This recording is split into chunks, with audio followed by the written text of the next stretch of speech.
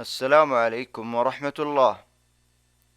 أهلا ومرحبا بكم في درس جديد من دروس المرحلة المتوسطة، الصف الأول المتوسط، الفصل الدراسي الأول لمادة الرياضيات. موضوع الدرس المعدل، الجزء الثاني. سنتعلم اليوم بمشيئة الله إيجاد معدلات الوحدة.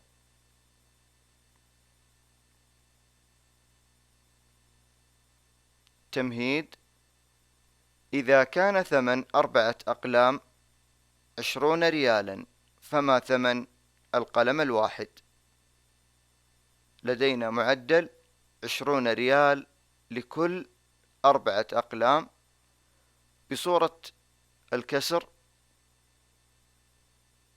20 ريالا على 4 أقلام. ولإيجاد معدل الوحدة يقسم البسط والمقام على 4 من أجل أن يساوي المقام 1.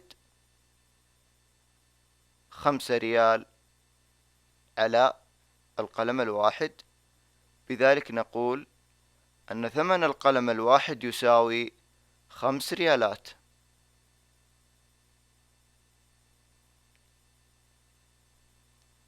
مثال: احسب معدل الوحدة فيما يلي مقربا الجواب إلى أقرب جزء من 100. 45 مترا ونصف في 13 ثانية. أول خطوة هي كتابة المعدل على صورة كسر. إذن 45 متر ونصف على 13 ثانية. ما هي الخطوة التالية؟ التبسيط، وذلك بقسمة البسط والمقام على 13 من أجل أن يساوي المقام 1. فبالتبسيط 3 متر ونصف لكل ثانية. إذن المعدل يساوي 3 متر ونصف لكل ثانية.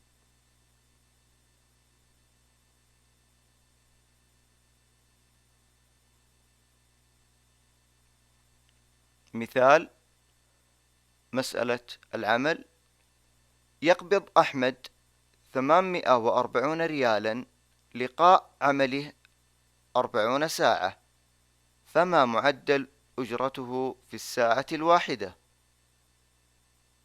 إذن لدينا معدل 840 ريالا لقاء عمل 40 ساعة، بتمثيلها بالكسر 840 ريالا على 40 ساعة. الخطوة التالية التبسيط. إذن بتبسيط البسط والمقام، وذلك بالقسمة على 40، فإن ناتج التبسيط يساوي 21 ريالا لكل ساعة. معدل أجرة أحمد يساوي 21 ريالا لكل ساعة.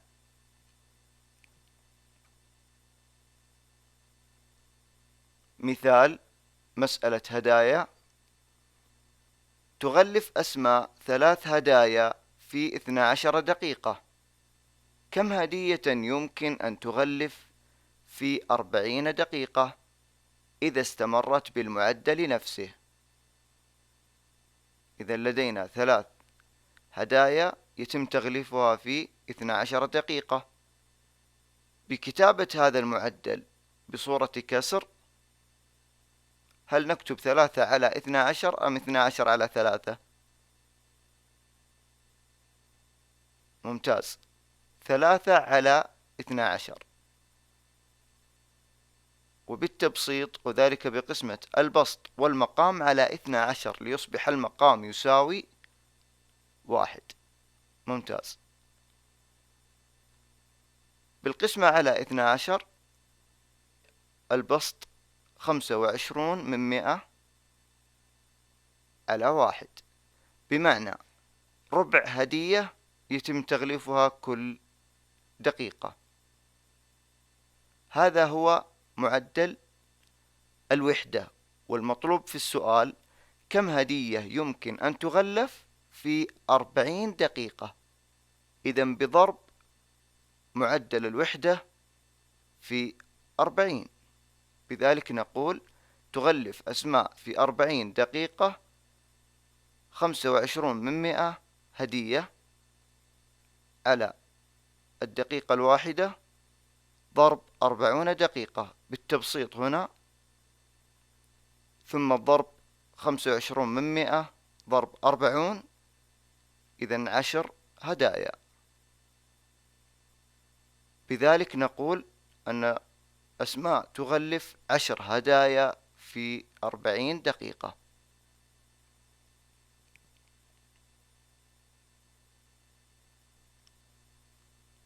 مثال مسألة رحلات. قطع خليل مسافة 217 كيلومتر في 3 ساعات ونصف. إذا استمر بالسرعة نفسها فما المسافة التي يقطعها في 4 ساعات؟ لدينا معدل قطع خليل مسافة 217 كيلومتر في 3.5 ساعة بكتابتها بصورة الكسر. سوف يكون الكسر ممتاز 217 كيلومتر على 3.5 ساعة. التبسيط هنا سوف يكون بالقسمة على كم؟ ممتاز، على 3.5 للبسط والمقام ليصبح المقام مساويا لل1.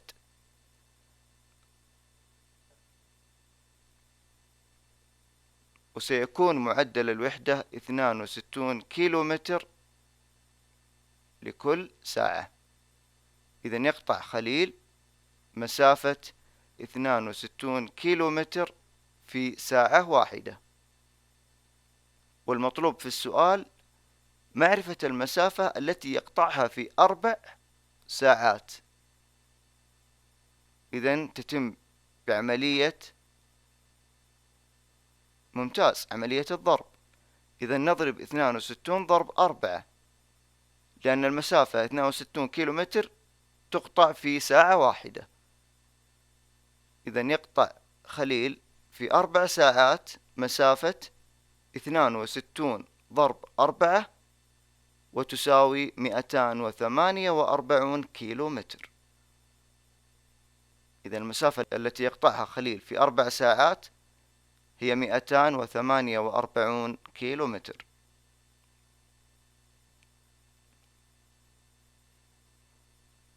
تقويم مسألة طباعة.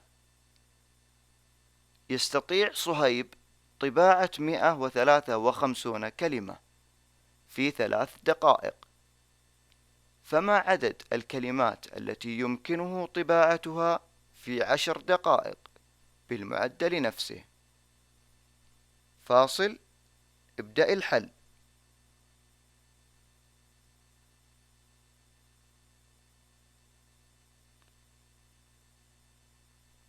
لدينا معدل لما يطبع صهيب وهي 153 كلمة في 3 دقائق.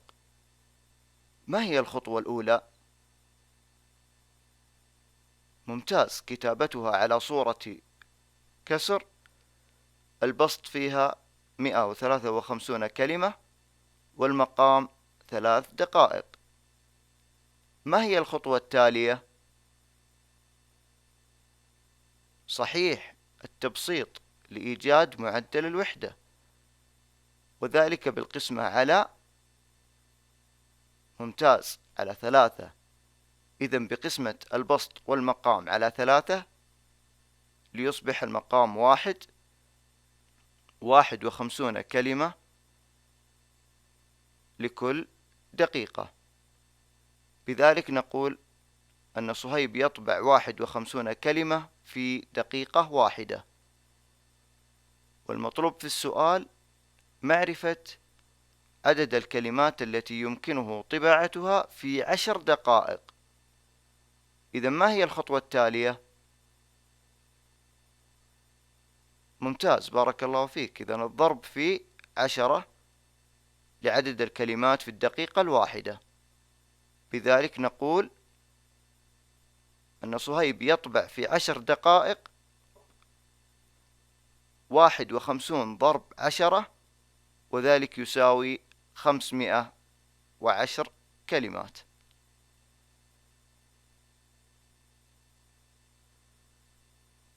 تقويم مسألة أعمال. قبض رامي 187 ريال ونصف لقاء عمله مدة 15 ساعة. إذا عمل 18 ساعة في الأسبوع التالي، فما المبلغ الذي سيقبضه؟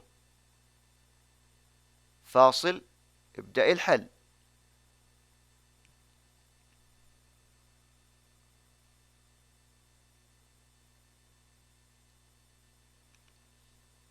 لدينا المعدل بين الريالات أو المبلغ الذي يقبضه رامي والمدة التي يعملها، وهي 187 ريال ونصف و15 ساعة. فبكتابة المعدل على صورة كسر، هل سيكون 187 ونصف على 15 أم 15 على 187 ونصف؟ ممتاز. إذن سوف يكون المعدل 187 ونصف على 15 ساعة. الخطوة التالية ما هي؟ ممتاز، التبسيط. وسوف يتم التبسيط بالقسمة على، صحيح بارك الله فيك، على 15. إذن بقسمة البسط والمقام على 15 فإن المعدل 12.5 ريال لكل ساعة. وهذا يعني أن رامي يقبض 12.5 ريال في ساعة واحدة. المطلوب في السؤال معرفة إذا عمل رامي 18 ساعة في الأسبوع التالي، فما المبلغ الذي سيقبضه؟ إذن الخطوة التالية هي، ممتاز، الضرب 12.5 ضرب 18 لمعرفة كم سيقبض. بالتالي يقبض في 18 ساعة 12.5 ضرب 18، والناتج يساوي 225 ريالا. إذن يقبض رامي في الأسبوع التالي 225 ريالا، وذلك إذا أتم عمل 18 ساعة.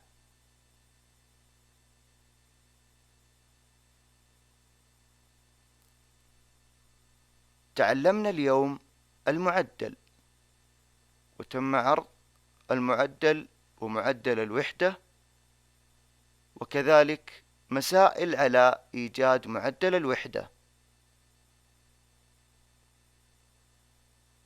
شاكر ومقدر لكم متابعتكم، وإلى اللقاء في دروس قادمة بإذن الله.